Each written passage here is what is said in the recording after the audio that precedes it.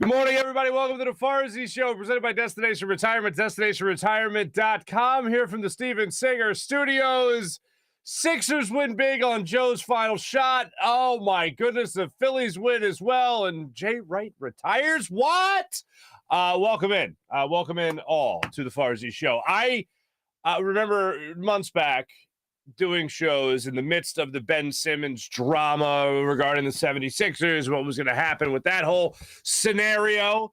I remember introducing, actually, what I believe somebody referred to in the chat as NPR voice. I remember just saying, no matter what happens in Philadelphia, thank you to all, just thank you, Lord. Let me just say this. Thank you, Lord, for Joel Embiid being in Philadelphia. Let me just thank you. Thank you for that. And last night was a phenomenal example of that. The guy was terrible the first half. 5 points, 5 turnovers in the first half, 4 turnovers in the first half. It was ridiculous. And then in the second half, let's put it this way, throughout the game, 33 points is what he ends up with. That's insane. That is literally a switch to be flipped somehow mentally, to be able to carry on the way he did in the second half, to carry his team into this ball game. It was wild from start to finish. You start out this basketball game before the Sixers went up 3-0 on the Raptors, which they are right now, before Drake was kissing the ass of Joel Embiid at the end of the game. You're watching this game as a Sixers fan, and you're thinking, just to take you through my own trials and tribulations of that game, that went to overtime, of course. I'm watching it just like you're watching it, and I'm thinking to myself, oh, my God. Nick Nurse bullied the refs into giving him calls. Like, that's what it – for the first, I want to say, quarter and a half of play, it felt like the Toronto Raptors were bullying the officials and won that bullying contest into calling the game their way. Now, you might know, oh, it was home cooking. Yes, it was home cooking, plus Nick Nurse bitching and moaning equals Sixers were getting screwed. And there were so many examples of this. The one example that really jumped out to me that let me know that something was really going to go down. People were telling me, oh, we knew this was going to come. We heard this from Ala Denabi throughout the game. Oh, we knew this was coming. That home cooking, a little salty, Ala said at one point during the game. But for me, I'm watching it and I'm going, you know what's going to happen here? It's going to turn around. They're going to try to set a precedent in this game, and then it's going to even out. At one point, it did even out. And then Danny Green got that tee. But the one part that really said, oh, wow, this is going to be bad, was the James Harden drive to the basket. It was his first one of the game, and he got fouled. He clearly got fouled with the ball in the air, his arms up, his hands up, in the act of shooting. And instead of going to the line, it was side out of bounds. And I thought, this is going to be a long night. And sure enough, it was a long night. And everybody was getting frustrated with the officials. And then about midway through the second quarter, Fred VanVleet got called for a technical foul. Now, I think Kate Smith on the broadcast, Kate Scott on the broadcast, excuse me, said on the broadcast that it was because he pushed Joel Embiid out of bounds. I don't think that's really why he got the tee. I think he got the tee for something he said to the official. After that, that's what made me think now the tides are starting to change a little bit here. The Sixers are going to start to get calls. There was one point in the fourth quarter of this game where the Sixers only had 9 free throw attempts. 9 free throw attempts. And somehow, magically, they were still very much in this game in that third quarter, and then obviously started to tie things up in the fourth quarter. But I thought that Fred VanVleet technical was a changing of the guard a little bit, turning of the tides as far as how the game was going to be officiated. Then a controversial point. Danny Green gets called for a third foul underneath the Raptors basket. I didn't think it was a foul. I think it was a bogus call. Somebody said Danny Green, no, it's a good call because Danny Green hooked his arm. I didn't see that. I saw 2 players hand fighting. Let it go. Simple as that. Ref didn't let it go. He called Danny Green for the for the foul. If you remember, when Danny Green threw that basketball down in game 2 for his first slam dunk in about 20 years, everyone was hugging Danny Green. They were excited about Danny Green. They were asking him in the locker room, did he do PDDs? Did he get drug tested because he rose up and slammed it home? And everyone wanted to hug and kiss Danny Green. In this game, everyone wanted to fight Danny Green. Shockingly, not as many fans, Sixers fans, wanted to fight him as I did, or his Sixer teammates wanted to fight him. But nonetheless, everybody got a piece. Tyrese Maxey was first in shoving Danny Green. Then James Harden, then Joel Embiid got his, and he came in and he shoved Danny Green. What the hell are you thinking? A technical foul? We're working all our asses off just to get some calls in this game, and you got to go get a tee? Come on. I'm with the team. Oh, and this is my favorite argument I saw on social media after Danny Green made that foul right before halftime. Everyone on social media, hey, maybe this will get the refs' attention. Oh, yeah, did it get the refs' attention? Anunoby, in the start of the third quarter, drove the lane. James Harden was D'ing him up. And I'm not sure. I couldn't really make it out from sitting at home, but I'm pretty sure it was either Anunoby shouldered James Harden back underneath the basket with a clear offensive foul, or Anunoby took out a Roman Gladius and gladiatored James Harden in the chest, and no foul was called. No offensive foul was called. It was one or the other, but they were pretty similar. I remember watching them, and it wasn't called. So the Danny Green thing did nothing other than give the Raptors an extra point. So for me, I thought it was pretty stupid of Danny Green, and I will not back off of that. Now getting into the second half of this game, there was some, again, switch that was flipped from Joel Embiid that just said, I'm going to be the MVP right now. Right now. And I think it really started when he had that monster slam early in the third quarter, right after he checked into the game, and just dominated from that point on. And it was like, you could feel that in Canada. You could feel it from Canada all the way down. You could feel it from Toronto all the way down to Center City, right under Billy Penn here in Philadelphia. That's how awesome that must have felt for Joel Embiid. And what he did after the game, we'll get into it in a second here. We got a full Rothman Orthopedics locker room report for you of everything that Maxey had to say, Tobias Harris and Joel Embiid and even James Harden. But I was just blown away in general from how Joel Embiid played in that second half. And Tyrese Maxey as well, how well he played in that second half, how well Tobias Harris played defensively in that second half. This was a team that entered the fourth quarter down 1 point after committing, I believe at the time, 16 turnovers as a team. And at the same time, in the third quarter, they entered down 17 at 1 point. 24 turnovers is what they ended up with. James Harden in foul trouble. Joel Embiid only having 5 points in the first half.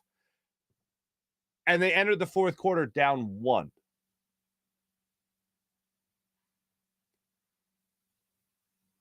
They go on to force overtime, where Tyrese Maxey came alive and Joel Embiid hit that beautiful, historic shot. Now, I will say this. The three-pointer that Joel Embiid attempted at the end of regulation, I know a lot of people were thinking, that ain't it, guy. That's not your shot, guy. Get in better position. And I can see the better position, but I think we all realize that ball has to be in the hands of Joel Embiid. Playoff game on the line, chance to win. Joel Embiid needs to have that ball in his hands. I don't understand the people like me that have been okay with Joel Embiid shooting as many three-pointers as he's been shooting over the last couple of years. I don't understand the people having an issue with that shot from Joel Embiid. You only needed 2, sure. You get him a better look. Apparently, they couldn't get him a better look. Does Doc need to draw up a better play in that scenario? Absolutely needs to draw up a better play in that scenario. It didn't happen. I have no issue with Joel Embiid taking the shot that he took. And if you didn't celebrate that one, if you condemn that one, don't be celebrating the game-winning 3 that he hit, because it was a very similar play. And I was just amazed. I was absolutely amazed. I was amazed at the execution. Tobias Harris set a screen that just held the defender just enough for Joel Embiid to get that shot off in overtime to win the game. Now, I know a lot of people are jumping out with the idea that this was somehow on the same level as a Kawhi Leonard quadruple doink, and it was revenge and all that. Like, revenge, sure, it was somewhat revenge. I mean, this is only the first round of this playoff series, and this is only game 3. It's not to clinch the series and move on. But a little revenge for Joel Embiid, who has struggled mightily north of the border. Yeah. Does it help to get that the monkey off his back, as he was asked by Keith Pompey after the game? Hey, does monkey off your back feel pretty damn good? Yeah, it feels pretty good. Did it feel good for him to go up to Drake and start talking some smack? Damn right it did. But I just think that we are watching something here in Philadelphia that is just a unicorn. That's what it feels like. And watching Joel Embiid play, a true 7-footer, be as light on his feet as he can be from the perimeter, attempted the step back three, didn't work in the regulation, then knocked it down, something terrible in overtime to win the game. It was wild. And the Sixers didn't lead in that game until it really mattered, until regulation was over, really. And that is just bonkers to me, and how everything played out in this game. This is a game that Toronto was supposed to win. If you're the Raptors, you threw everything you possibly could at the 76ers in this game, at home, mind you, after being down 2-0. They got every call you could imagine in the early goings of this game. Nick Nurse was getting what he wanted. I put it out on social media. Coaches used to get fined for talking crap on the refs. Now they get rewarded, apparently. And for me, I'm watching this game play out and thinking, you got to be kidding me. I never try to buy into the idea that the NBA wants an extra game. They don't want to sweep. They want the extra game. And I'm sure they do. And I'm sure that there's some, hey, let's make sure we do what we can here to give this other guy what he wants, Nick Nurse. I'm sure there's like a wink and a nod there a little bit. But when it comes to the way they played this game, the Raptors, they got every opportunity to win the game. They missed some big shots late in this game that would have really, I thought, iced it for them to not need regulation and beat the Sixers. But the Sixers handed them the basketball 24 times. The Sixers were playing out without Matisse Thybulle, who can't play north of the border. The Sixers were awful. Their MVP, most likely runner-up of the MVP for the regular season, which is stupid, should be the MVP. It was awful in the first half. What more did Toronto want?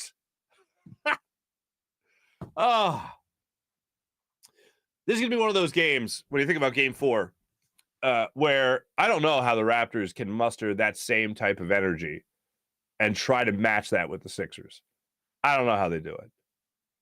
If you throw everything that you possibly can in another team, and you lead the game throughout regulation until you're not leading anymore, it's tied, and then you go on to lose in dramatic fashion in overtime, it's got to be hard to reach back into that bag and be like, oh, no, that wasn't it, but this one's it. Yeah, no, I don't see it. I don't see that happening. I think the Sixers complete the sweep on Saturday afternoon. So for me, I am just absolutely blown away. I am in awe. I am amazed. I think what the Sixers did in this game was phenomenal. They did what great teams should do, which is find ways to win games. And I honestly give a lot of credit. I do. To Doc Rivers. The buttons he pushed leading up to this series were the right buttons to push. Danny Green in the starting 5 was the right button to push, not Matisse Thybulle. Then Danny Green north of the border. He stuck with consistency. The fact that he called that timeout right before Joel Embiid heaved that ball in regulation to give them another shot at making the win there, that was brilliance by the head coach. And I can only imagine the great conflagration that would have happened if that Embiid shot went in. But, it was negated because Doc called timeout. But, no, it was the right call. The last play of the game was the right play of the game for the Sixers, for Joel Embiid to knock that one down.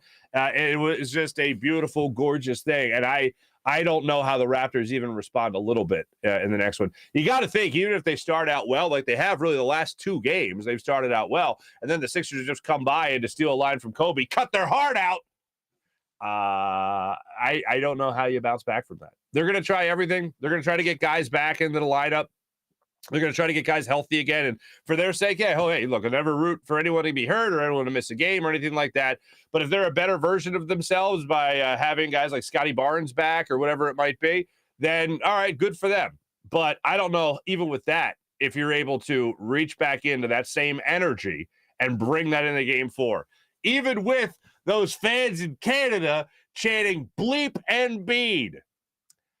I can't remember in the classless city of Philadelphia too many just flat out bleep Durant, or I don't know, bleep Tatum. I don't know, bleep Kyrie. I can't remember too many instances like that. I can remember booing. I can remember a lot of booing going on. I can remember a lot of that. Happening. But I can't remember too many bleep this particular player, bleep that, whatever. yes, it is a situation where if it happened anywhere else, if it happened in Philadelphia, they were saying bleep Pascal Siakam. Yeah. I expected more, Canada. I expected more. I imagine I right away went to Canadians seeing Joel Embiid afterwards and just being like, sorry. It's a good feeling. Stay up late, watch an overtime game, watch press conferences, and do a show about a win. And a win in that type of fashion. It's a beautiful thing. I don't know how the Raptors bounce back from that. I think they wrap it up in Canada, and I think they just hopefully can relax for a couple of days and see what happens with these other series going on here. But I am absolutely amazed at what the Sixers did last night. And I'll tell you this much. I didn't feel like they were ever going to lose this game. I honestly did. Even down 17, the way I was thinking of it as well, everything's going the Raptors' way, and the Sixers are not being blown out by like 30. Like it was like 17 didn't seem like a lot to me. It didn't seem like a lot to me at all. Plus, like I said, the Raptors had instances where they were blowing shots. They were missing shots left and right that should have been like clinching shots. And the fact that by the end of the second quarter, you felt like, even though it was a 10-point game, I felt like they're not going to get back to that 17-point deficit again. And the Sixers, I think, are going to come out with a much better. Like, Joel Embiid's not going to play this way for an entire game. That's just not happening. And guys like James Harden, guys like Tyrese Maxey, Tobias Harris, too, guys like that were going to step up and hit some big shots. Jordan Yang hit some big shots in this game. I was absolutely amazed by what you saw from the rest of this team in lieu of Joel Embiid's performance in the first half, and then he absolutely turned it on. Tyrese Maxey, we'll let you hear it. One of the things he said was they were saying as a team to Joel Embiid, what are you waiting for? let's get it going. That would be a good time. No time like the present there, Joe.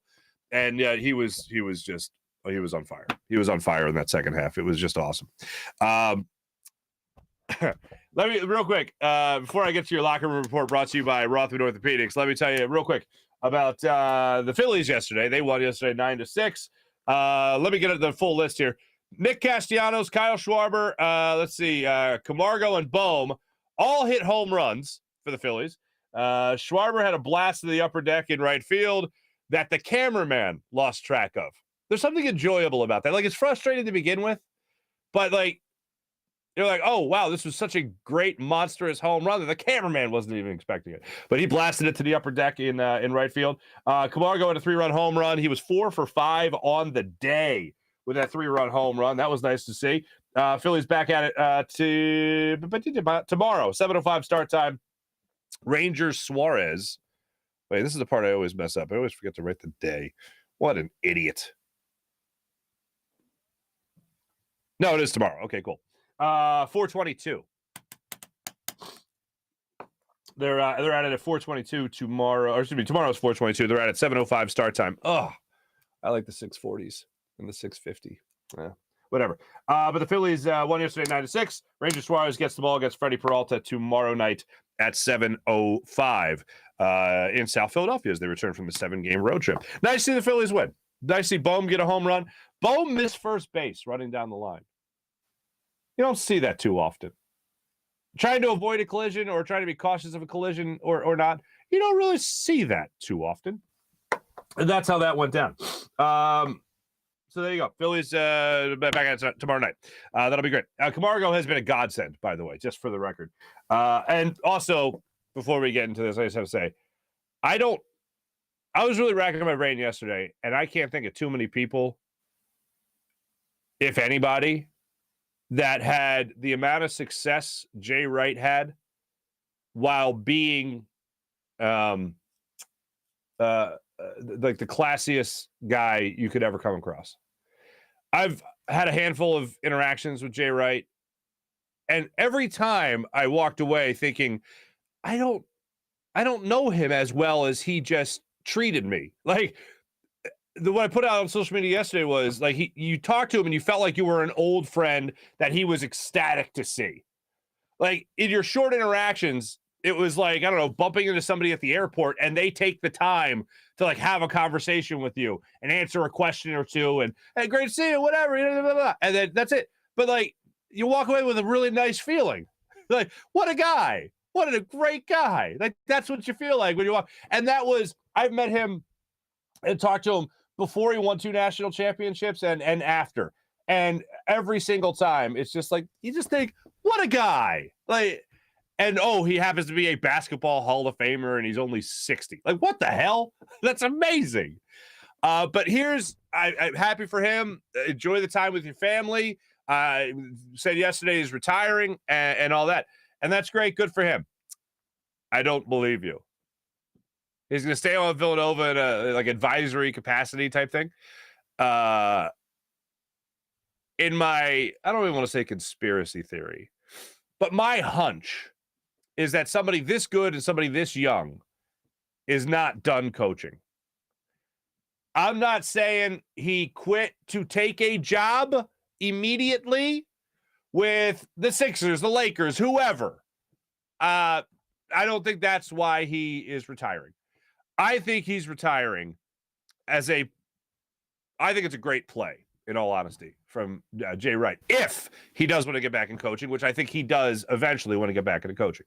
I think he takes a year off, maybe 2 years off, and then after he has spent his time with the family and enjoyed the hell out of it, I think that draw of coaching at the highest level is going to get to him. And there are plenty of NBA teams every year that are looking for that big name coach or that the guy that'll get a lot of attention. And I don't think Jay Wright would have any issue getting an NBA job if he wanted an NBA job. And I think that's the farthest thing from a hot take. I know that Jay has had one interview, quote unquote, at the NBA level, and that was with his buddy Ed Stefanski. Don't think he's getting that job. I think that was before the Sixers hired Doug Collins. They kind of did their due diligence and interviewed a bunch of people. It was described later as a friendly favor for Stefanski to interview Jay Wright. Hey, if you ever want to get in the NBA, this is what it's like. And Jay, of course, went on to win 2 national championships at Villanova. But for me, I think this is a great idea by Jay Wright. If I'm his PR guy, if I'm his publicist, this is the path I'm telling him. Don't leave Villanova to go to the NBA. Retire from Villanova now, wait out a year or two, and you're not the bad guy. Not that I think Jay Wright would ever be any huge bad guy by any means, but it's an easier transition to go from retirement back to coaching than it is to leave Villanova to go to the NBA or Duke or wherever. I think it's a brilliant move. If I'm a PR guy, this is exactly how I would draw it up. This way you're not quitting Nova to go to the next job. You could take a year off. You could take 2 years off. There's still going to be a job for Jay Wright in a couple years. So go ahead, enjoy your family. Enjoy your kids. Enjoy your wife. That's beautiful. Good for you. But, man, that itch of both competing at the highest level, coaching at the highest level, and mega huge Kajunga bucks, yeah, I think that'd be a draw. And I can do that after 2 years off? Yeah, okay. I said it yesterday on Twitter, and I stand by it. I don't think that this is going to be a situation where he's done. He's coaching in the NBA at some point. Like, I can't think any other way. I can't. But if not, hey, enjoy your retirement, man. Good for you. You've earned it, certainly. And thanks for being the class act that you always are. This is coming from a Temple guy. Anyway. So congrats to Jay Wright for an incredible career. Hall of Famer. Absolutely insane. Absolutely insane. Before we get to our locker room report, ladies and gentlemen, let me tell you about the great people at Destination Retirement. Maybe Jay Wright was calling my man Mike Seibert. Hey, what do you think about retirement? Well, let me tell you about retirement. Maybe you emailed him at gobirds at 1847financial.com. Hey, is it about retirement? Look. Mike Seibert is a retirement income certified professional at Destination Retirement LLC and a partner of 1847 Financial and an advisor to Eagles, Sixers, and Phillies fans only, and maybe next year the Flyers as well. When it comes to long-term savings, why are you giving up current enjoyment of your income? What are you doing? The answer is to have income streams in retirement. It only makes sense then to understand how retirement income streams work so that you can direct savings in ways that give you the highest income when you retire. Think of it like climbing a mountain. Is the objective just to get to the top of the mountain, or is it to get safely back down the mountain as well? Going up the mountain is your accumulation phase. Going back down the mountain is your distribution phase. These are the two phases of your financial life. Each should be addressed separately. This month, let's talk about college planning. We all know how expensive college can be. Have you ever thought about how it will affect your retirement? Let Mike Seibert at Destination Retirement show you an efficient way to help pay for your kids' college and still retire on your own terms. What? Yes. Mike can help you with this. The first step is to avoid starting your growth cycle over by depleting accounts like 529s for big expenses like college. You don't want to lose your position on your growth cycle and have to start over. You can't get that time back. Instead, set yourself up with the ability to use vehicles that can take money out. You can take money out of without starting your growth cycle over again. Find out how your retirement savings can help your college savings and how your college savings can help your retirement savings. Yes, they go hand in hand. Also this. Michael, set up your own portal in Retirement Analyzer. That's right, your own portal in Retirement Analyzer. Then use software to help you navigate through the different phases of your financial life. For questions or to set up a meeting with Mike, email him at gobirds@1847financial.com. That's 1847financial.com. Or call his office at 484-275-6035. That's 484-275-6035. Mike can also get your email at gobirds at 1847financial.com. You can visit the website at destinationretirement.com. And as always, go Birds and play the song. How about my man Steven Singer of Steven Singer Jewelers? Was there anything better as a child than on a warm summer day? Mom bringing a little surprise frozen treat, a creamsicle? Running around with your friends? You need a little energy, need a little sugar, need a little creamsicle? Mom's right there with the creamsicle coming in clutch like Joel Embiid in overtime. How great was that creamsicle, though, huh? That's why Steven Singer is announcing the best gift to give back to mom. The brand new 24-karat gold dip rose creamsicle color. It's mouth-watering creamy orange color exclusively at IHateStevenSinger.com. In this crazy world we live in, there's never been a more important time to tell mom just how much you love her. Give her the number one gift for Mother's Day this Mother's Day. Picture it, a real long stem rose dipped and trimmed in 24-karat gold with light peach petals, preserved and guaranteed to last a lifetime. It's the sweetest way to tell mom that you love her and those little moments, how much they meant to you. Mother's Day is just around the corner, May 8th. So make sure you get on this. Get the flowers. You're going to get flowers that die in a week. Why do that? Get something that'll last a lifetime, like Steven Singer's Gold Dip Rose, the brand new creamsicle 24-karat gold dipped rose. Go to IHateStevenSinger.com today to order with fast and free shipping and free personalized love note to mom and free lifetime guarantee as always. Don't wait. They always sell out. Mother's Day is early this year, so make sure you see the entire collection. It's just $59 of Steven Singer's Gold Dip Rose, including the new creamsicle rose, only available at IHateStevenSinger.com. That's IHateStevenSinger.com. Without further ado, let's get into our Rothman Orthopedics locker room report after the 76ers 104-101 win in overtime without James Harden. Go figure. I heard Tyrese Maxey say after the game, I'm not going to play this before, I'm going to tell you about it. Hey, thank goodness we didn't play with James Harden for all those games. Yeah, maybe. But he said, thank goodness we didn't have James because we knew exactly what to do without him. Fair point. Still rather have him. But thank goodness in that moment when he fouls out, haphazardly, thank God that you guys were okay. So thank goodness for that experience. Where to start? Let's start with Joel Embiid himself on that final play because he was one of the people to give credit to Tobias Harris for that monster screen that he sent. So let's start with the man of the hour, Mr. Joel Embiid, on that final play and Harris's screen. I mean, that's one of my favorite spots, and I just missed from right there to end the game. So I just thought, great play call. Tobias had an amazing screen. Danny had a great pass. So all I had to do really was to finish it, and I'm glad I did it. I said he took all the credit.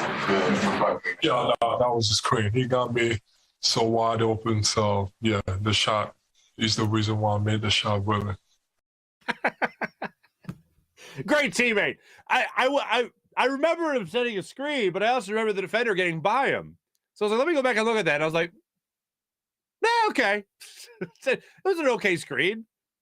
I think the Sixers are really selling it to give Tobias Harris his credit. And he was great defensively. He was phenomenal defensively in this game. This was a game Tobias Harris only had 11 points, each one bigger than the last.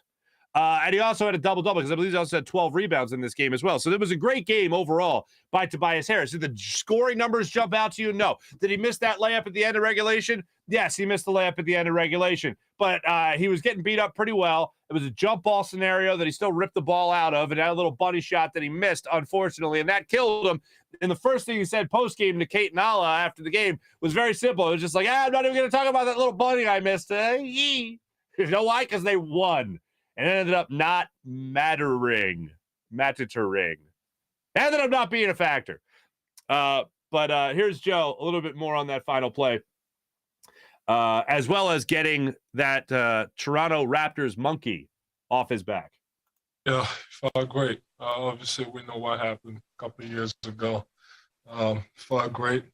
I just knew that coming in here tonight, that it was going to be, obviously, it's always a tough place to play at, especially in the playoffs. So they got great fans. They're loud.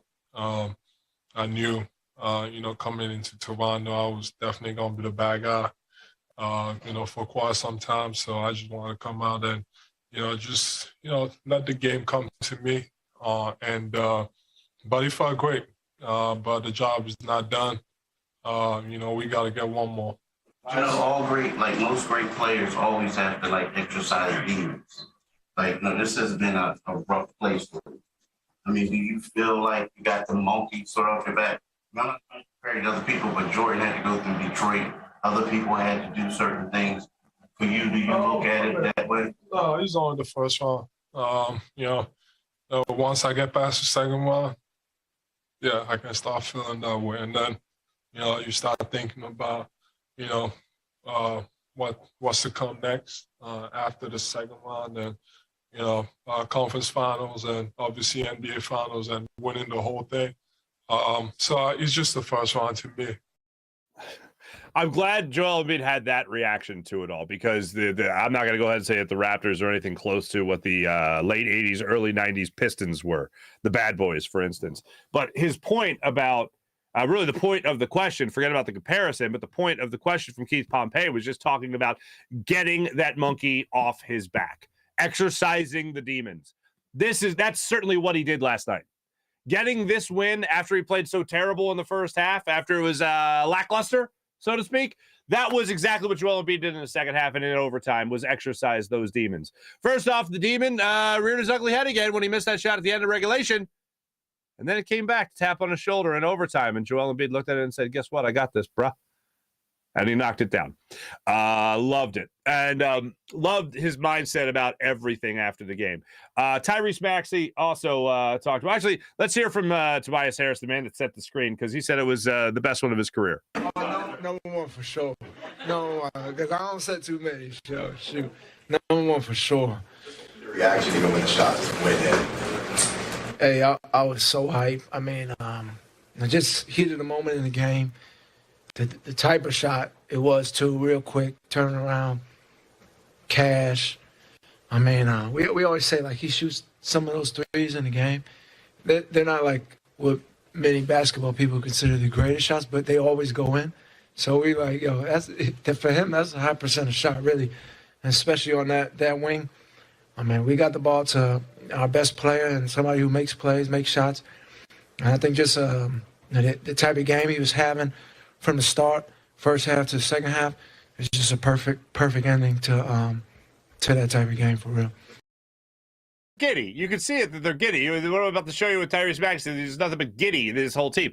Tobias Harris definitely felt like he could get a breath of fresh air after missing that layup at the end of regulation. But for me, look, that's a tough shot. You're ripping the ball out. I don't care if you're right under the basket or not.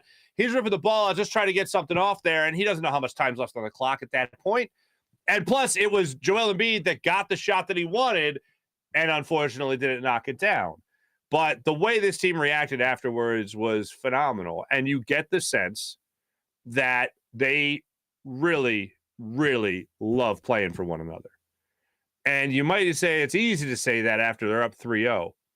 But let's not forget, and I can't say this enough, and I know I'm giving credit to Doc Rivers here, and I know some people don't want to do that, but got to give credit where credit's due. I got to be real. And whatever that button was that he pushed with the competitive practices, and these guys wanted to kill each other after a week off and no fouls called during practice and all that stuff, that was brilliant. It really was. It refocused this team. It re-energized this team because they were ready to kill each other a week ago. And then they go into this game and they're like, now they're focusing all that energy, all that attention on the Toronto Raptors, and they took care of business in this game. And then when they have success, the text chain that was going on during those violent practices, oh, I'm going to get your ass, I'm going to kick your ass, do this, no, you know what? It was all channeled against the Raptors in this one, and it made the Sixers feel a hell of a lot better going into this series, considering the way they ended the regular season. So for me, love it. Absolutely love it. Tobias Harris setting screens for Joel Embiid, a guy that just a week ago was telling me he was what was it? Was he cooking his ass? I cooked his ass? Locked his ass up? Locked his ass up. That's what Joel Embiid was saying to the media. And in the text chain, the team text chain, talking smack to your own teammate. Yeah, this team's having a lot of fun, and it's definitely coming across. Now, one of the great repeating themes of last night was definitely Joel Embiid being MVP, and I know Tyrese Maxey got into that as well. I mean, I knew the ball was going to him, and when he caught it, I don't know, man. I have nothing to say. That was crazy, man. Joel is Joel.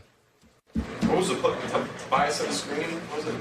Yeah, I think Tobias set a screen. When we got in the locker room, Tobias said, Joel, that was a great shot, but that screen that I set, that was big-time screen, big-time execution, big-time play call by Coach Doc, and big-time shot by the MVP. MVP! Say no more. MVP is all you need to know. And again, the giggle, the giddiness. This team just loves playing. Tyrese Maxey stepped up big in overtime as well. I know it was Joel Embiid's shot that put him over the top, but wow. Tyrese Maxey stepped up pretty big. There was a couple of missed shots on both ends of the floor where it seemed like both teams were throwing haymakers and not connecting until Joel Embiid hit his shot. Maxey missed a few, but he was also the guy that really jump-started that offense in overtime as well, which was awesome. Finally, here's one last thing from Tyrese Maxey. They're not shy to talk to one another throughout a game. James Harden has talked to Tyrese Maxey about getting it going. We heard earlier in the season about how he looked at Tyrese Maxey. James Harden did and said, hey, what are you waiting for? Can you start playing some basketball? Because we kind of need you out there. Tyrese Maxey, and apparently the rest of the team, was also saying the same thing to Joel Embiid after 5 points in the first half. This is the way that went down. Yeah, I think everybody asked him the same thing. What are you waiting for? I think he had like 5 points in the first half. Like, Joel, we need you. And he said, all right, I got you. And that's what he does, man. He's MVP for a reason, man. I'm just going to keep saying that he dominated the game, dominated the defensive boards, block shot. I mean, he was big. MVP. James Harden echoed the same sentiment. What do you think about Joel's the game? That's the MVP of the league right there. You know, fortunate enough that I couldn't help, but we just rallied. We found a way to win, and that's what the playoffs about. You know, I kept talking about it in the regular season.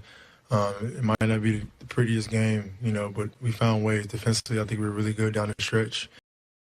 They were great down the stretch, especially Tobias Harris, even without James Harden on the floor. Yeah, like it's one of those things that I know I do this a lot, but it's like the 30 for 30. What if I told you?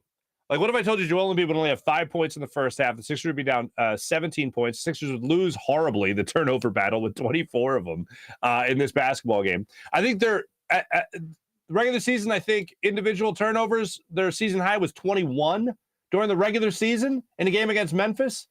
And this game, they had 24 as a team. And they didn't have James Harden in overtime. What if I told you all that? Are you picking the Sixers to win? Unlikely. But they found a way to win. And Joel Embiid found a way to get it going. And I kept on saying to myself throughout this game feels like it's more than just 3-0. Like, it at least feels like it's the series clinching game. Like, it at least feels like it's game 4 and the Sixers are trying to sweep and be done with the series. But to only be up 3-0 almost felt like a letdown. And I'll tell you what I mean in a second. It comes down to Nick Nurse. And it comes down to knowing that he was bitching and moaning about the foul calls. It comes down to knowing that the Canadian crowd was chanting bleep Embiid.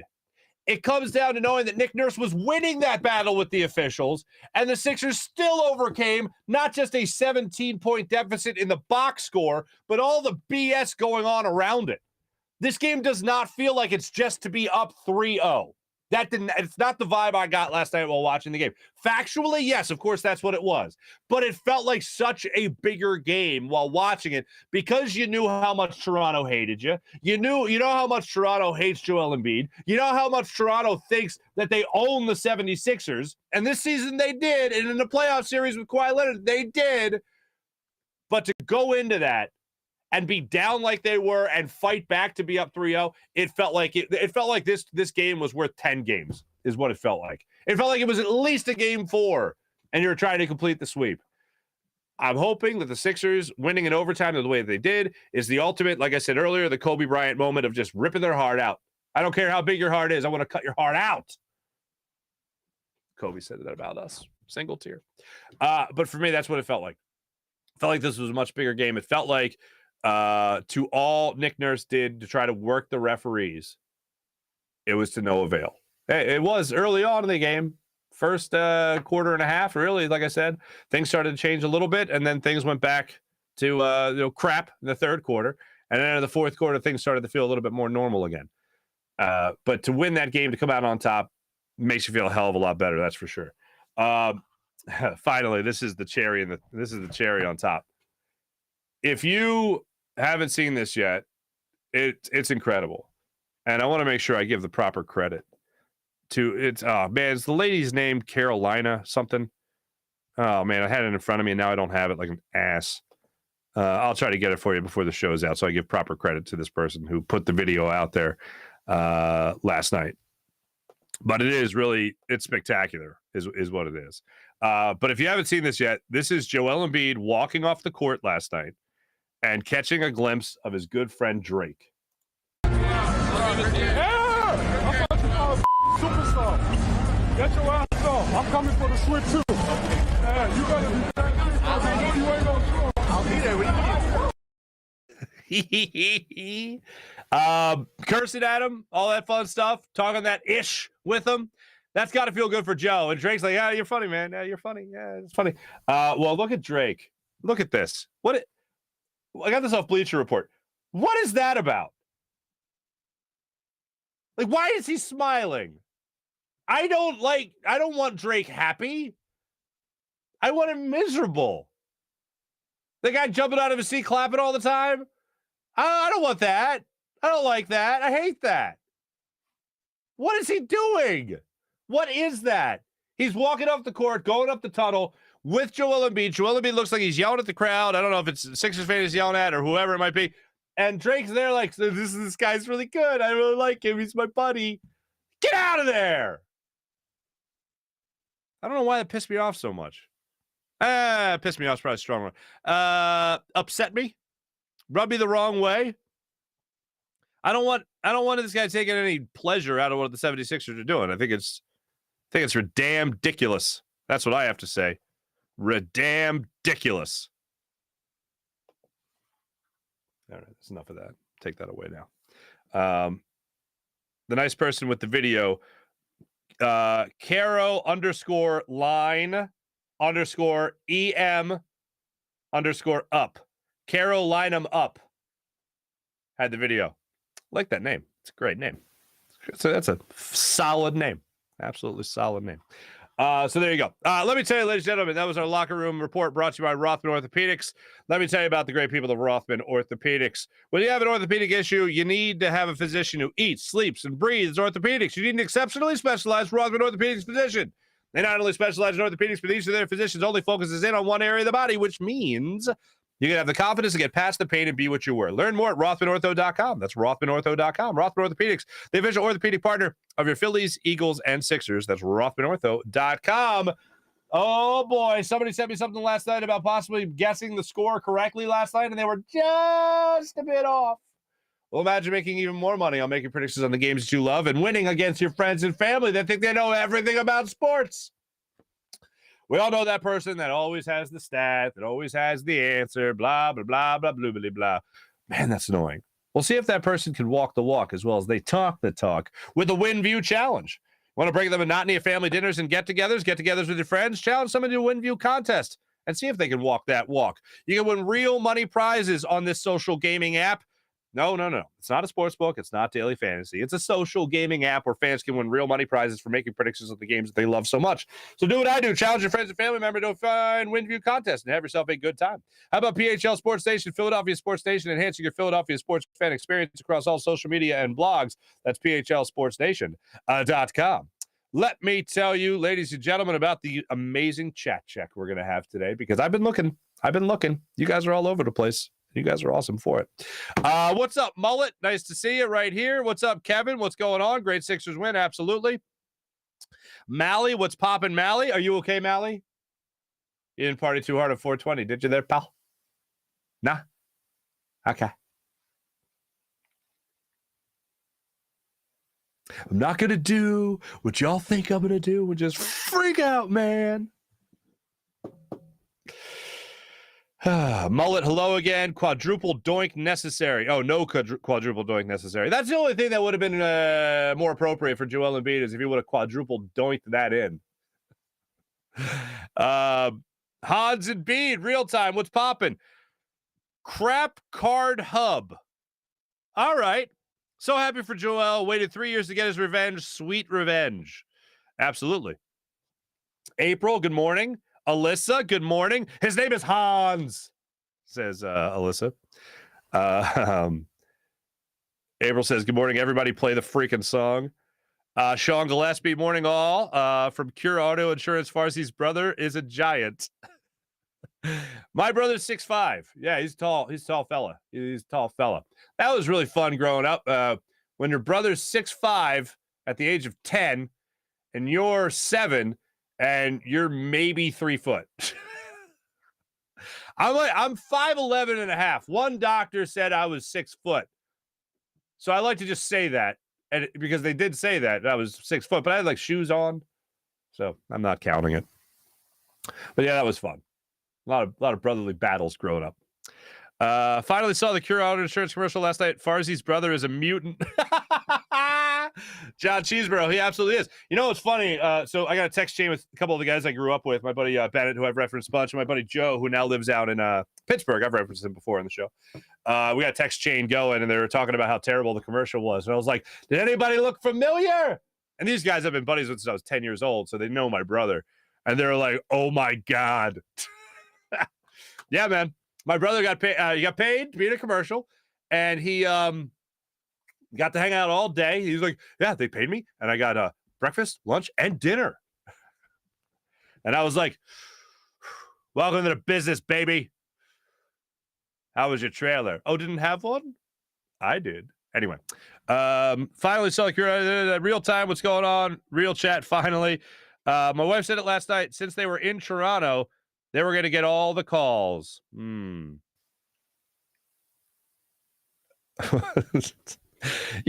you think I'm adopted? Hold on. You saw my brother and you think I'm adopted? First off, we're both bald bastards. He's got more of the narrow face. So in my family, we got kind of big, fat Farzetta faces. No offense to the rest of my family. It was kind of what we got. That's why I like Lil Toots. My daughter looks like me, but has like blonde hair and blue eyes like my wife, but she's got a big, fat Farzetta face. Leo, that kid's about as Italian as a bag of hammers. Like, he's going to be one of the kids that, like, they're going to be looking at his name, Leonardo Farzetta, and they're going to look at him and be like,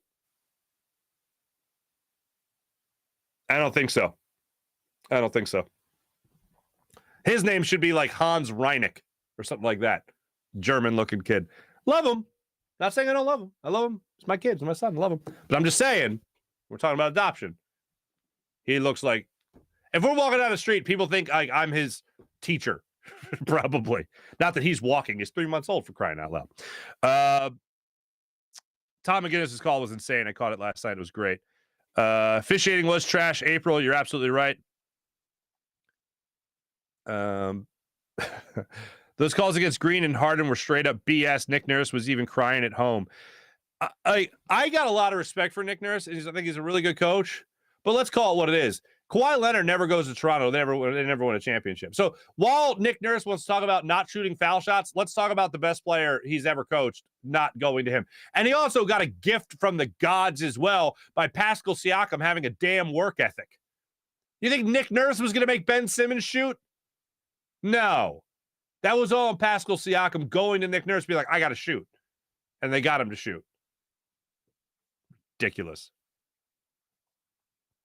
John Cheeseborough, I did see that. So Ala Abdelnaby last night, and he tweeted it out as well to confirm it. After the shot was made by Joel Embiid, Ala turned around to the crowd and was basically like, yeah, you guys can shut up.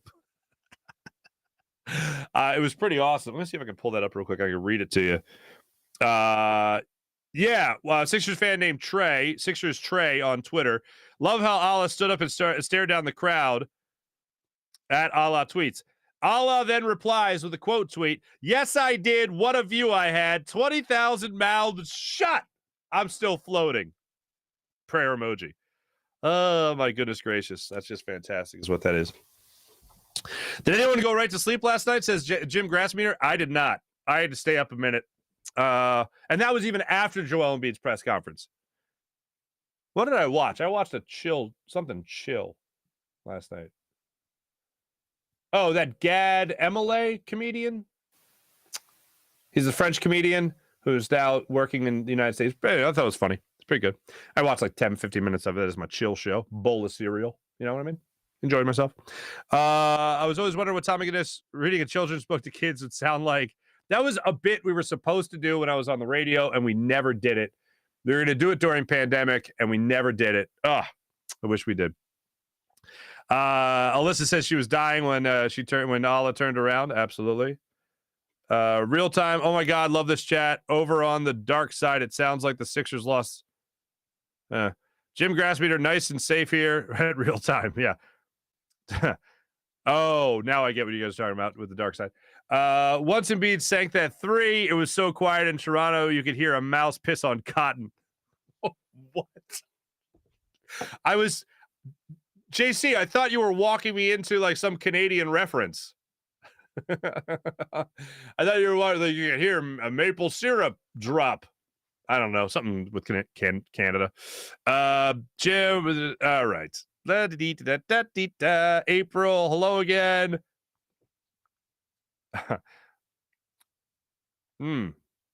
Okay. Canadian nice. Canadian nice, I think, is the same thing as Midwest nice or Southern nice. Bless your heart. When I was out in Minnesota, and I've been out there enough times, the Minnesota nice thing is a real thing. Very passive aggressive, or so passive, in fact, that they're not aggressive until after you walk away. That's a real thing.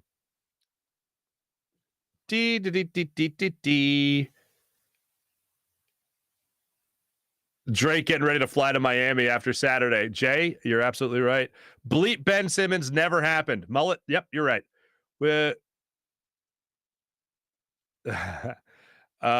Cursing in Canada, goodness gracious. Sorry.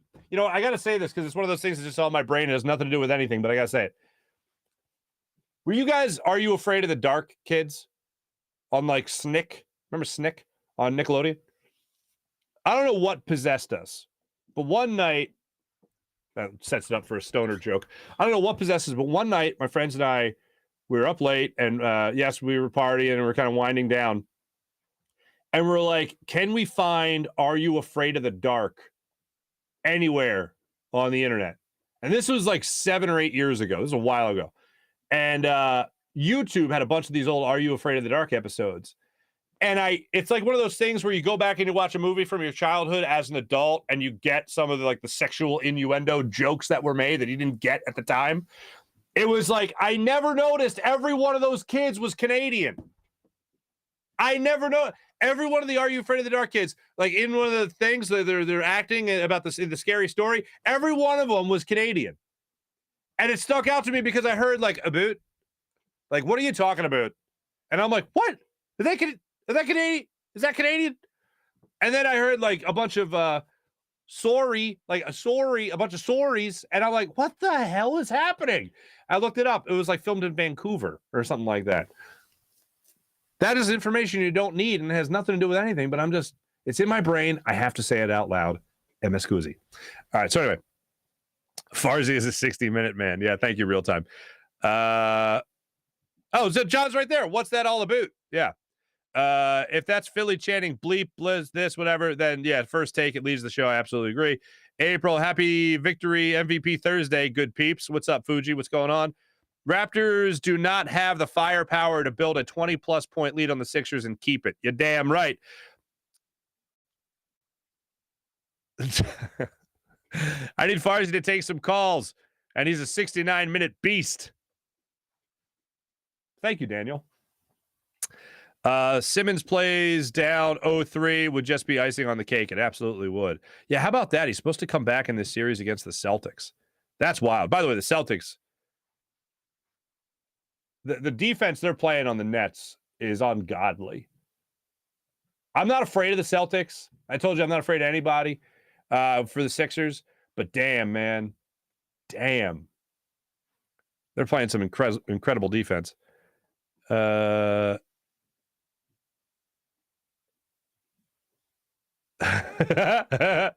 Fuji, thanks. I'm glad you like the Kajunga Bucks reference. Oh, Alyssa, you're on the same page as me, I think, with Jay Wright. I mean, John, I agree with you entirely. Jay Wright earned the right to go out on his own terms. You're absolutely right. I couldn't agree more. I think if Jay was going to make the jump, he would have done it by now.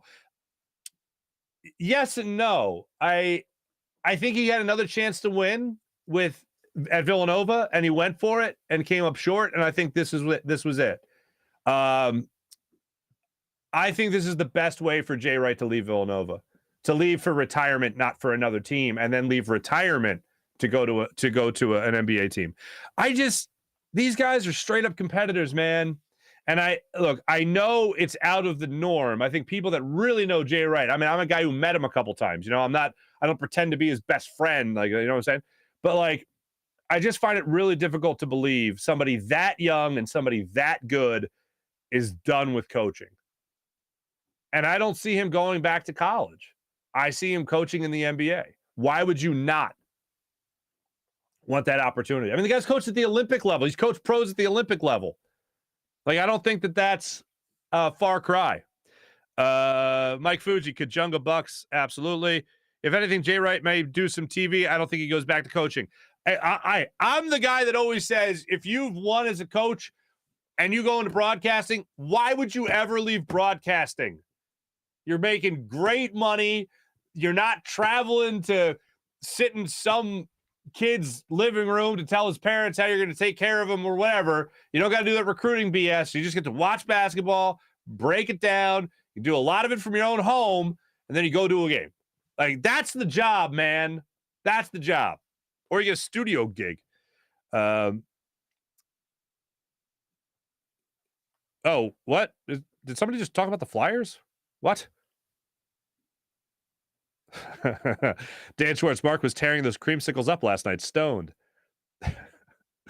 One day, I'm going to have my buddy on here who was with me the one time I ever participated. And he'll tell the story. It's the one time. And where I was, it was illegal. It was very much illegal. Even before it was legal. Take that. Before it was trendy. Anyway, did they? Wait, what?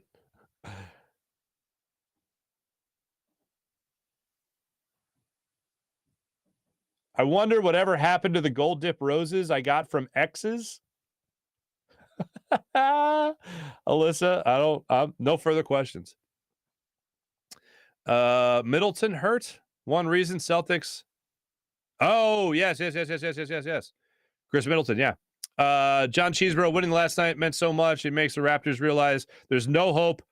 They have to win 4 straight, which ain't going to happen. Enter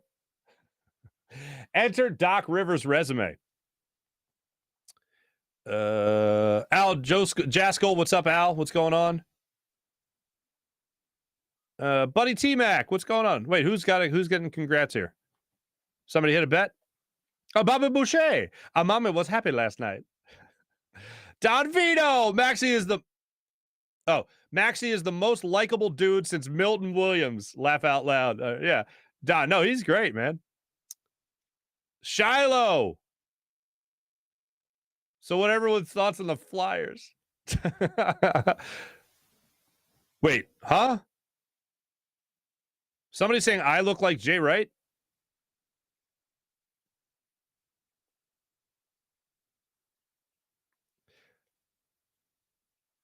My cousin used to have a weird obsession with Alanis Morissette. All right. Yes, Alanis Morissette was You Can't Do That on Television. That was a great program. But are you afraid of the dark?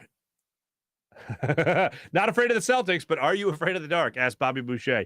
I am not afraid of the dark. I fear nothing. I hate snakes, but other than that, I fear nothing. Let's not forget if we don't extend the draft. Wait, let's not forget if we don't get extended draft week shows, we're coming for you, Farzy. Yeah.